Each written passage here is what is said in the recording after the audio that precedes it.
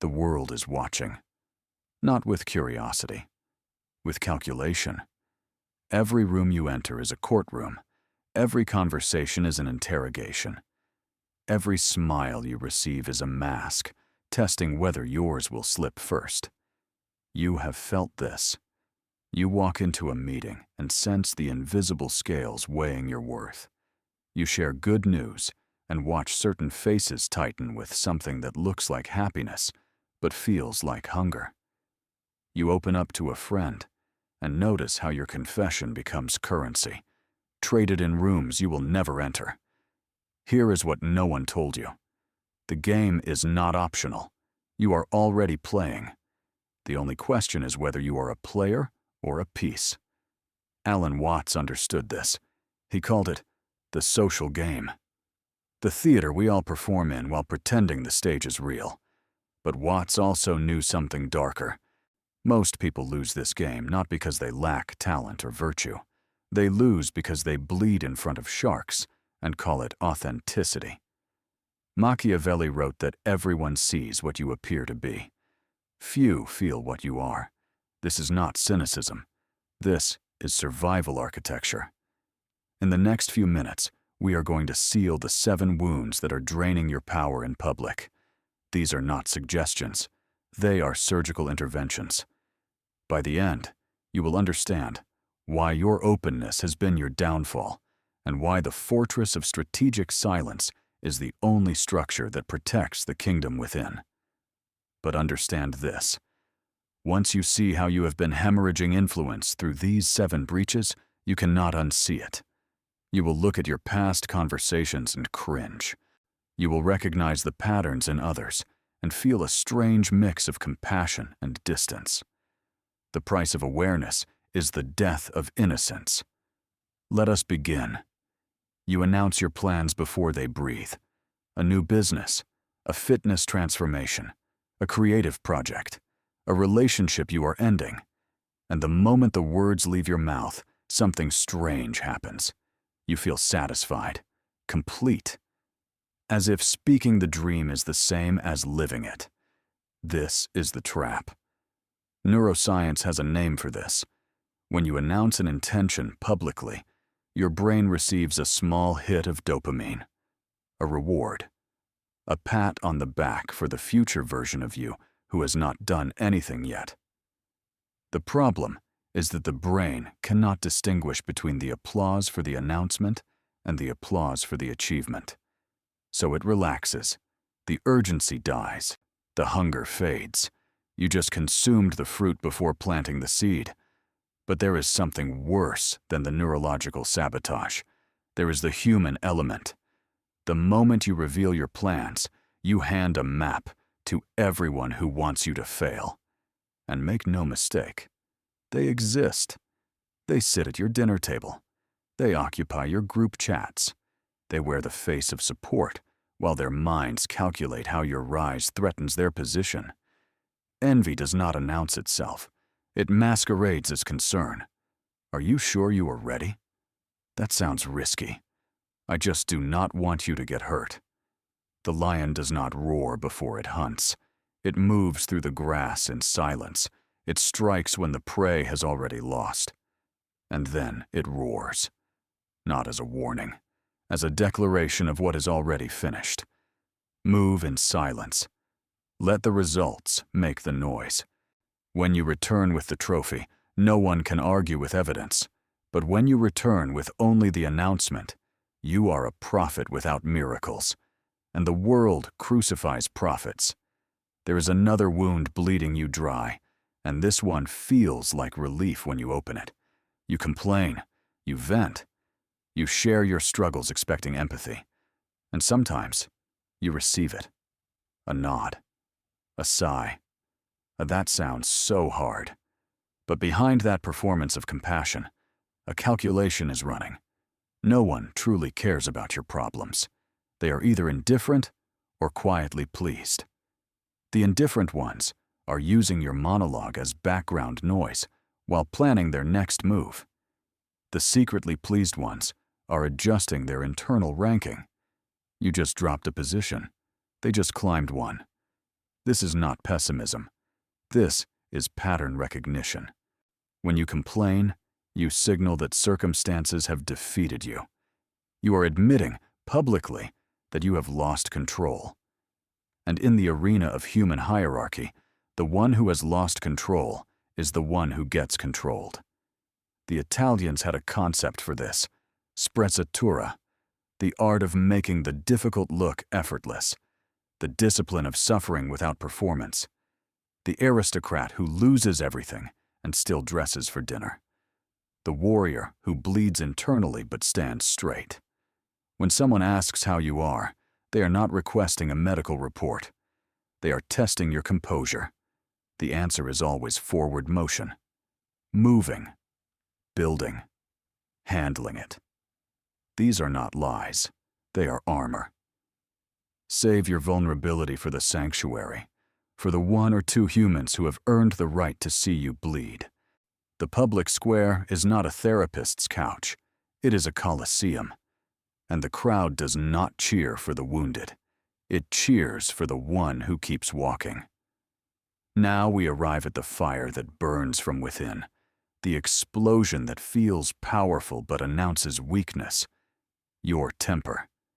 You have been told that anger is honest, that expressing your frustration is healthy, that holding it in causes damage. And in the private chamber of your own healing, this may be true. But in public, your anger is a confession. It confesses that someone has power over your emotional state. It confesses that you can be destabilized with the right words. It confesses that you are easy to manipulate. Watch the truly dangerous people. They do not shout. They observe. They let others reveal themselves through outbursts while they collect data. The one who loses their temper loses the frame. The one who stays still becomes the frame. There is a difference between anger and controlled aggression. Anger is a reaction. It owns you. Controlled aggression is a choice. You own it. The first is the child throwing a tantrum. The second is the surgeon cutting precisely where the disease lives. And while we are here, let us address the reflex that follows the outburst.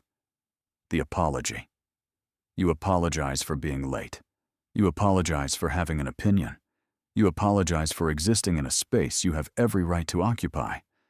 Each apology is a small act of submission, a lowering of the head, a signal that your presence is an imposition. Stop apologizing for occupying space. If you are late, thank them for their patience. If you have a strong opinion, state it without preemptive surrender. The shift is subtle in words, but seismic in status. There is a wound that seems like wisdom, but drains power faster than almost any other. You explain your philosophy. You announce your code. You tell people what you stand for before they have seen you stand. The moment you declare your rules, the world begins its audit. You say you value honesty. Now, every word you speak is examined for the first inconsistency. You say you never gossip. Now, every ear is waiting for the slip that makes you a hypocrite. You say you believe in loyalty. Now, the first difficult decision you make becomes evidence of your fraud. Marcus Aurelius wrote something that has survived 2,000 years because it is surgical in its truth. Waste no more time arguing about what a good man should be. Be one. The philosophy must live in the action, seen not in the announcement. When you explain your code, you are asking for approval before execution. You are seeking validation for who you want to be instead of becoming who you are. There is another danger.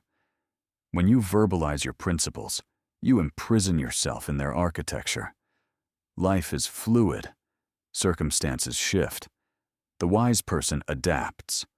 But the one who is publicly committed to a rigid code must either break their word or break themselves against reality. Keep your rules unspoken.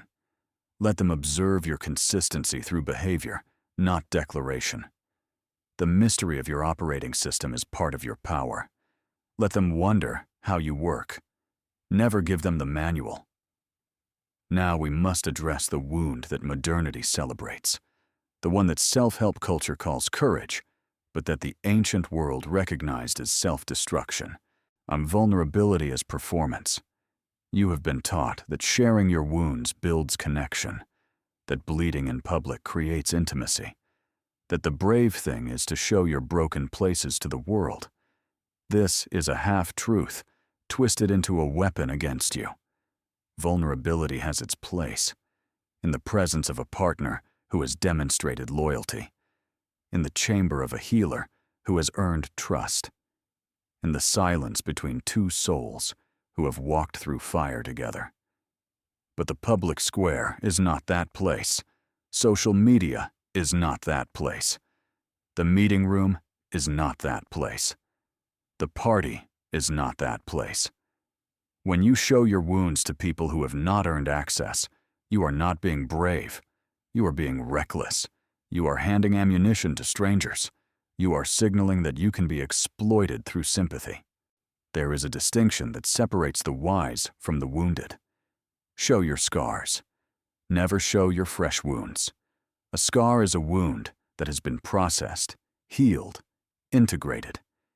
It is evidence of survival. It commands respect. A fresh wound is a cry for help. It invites pity, and pity is the cousin of contempt. When you share a struggle you are still in the middle of, you are not building connection. You are outsourcing your emotional processing. You are asking the crowd to do the internal work that is yours alone. Heal first. Share later. Let the story be complete before you tell it.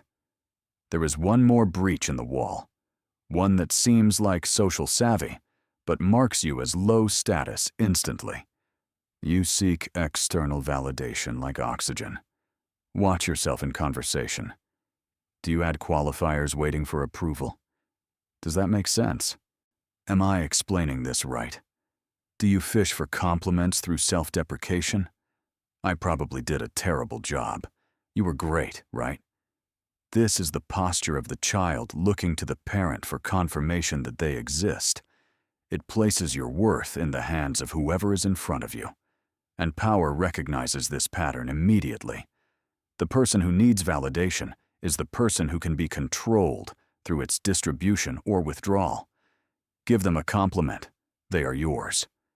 Withhold it, they panic. This is not the architecture of a sovereign. It is the wiring of a pet. The internal shift is this. You must become the source of your own validation. This is not arrogance. It is survival. You must know your worth before entering the room, independent of any response you receive.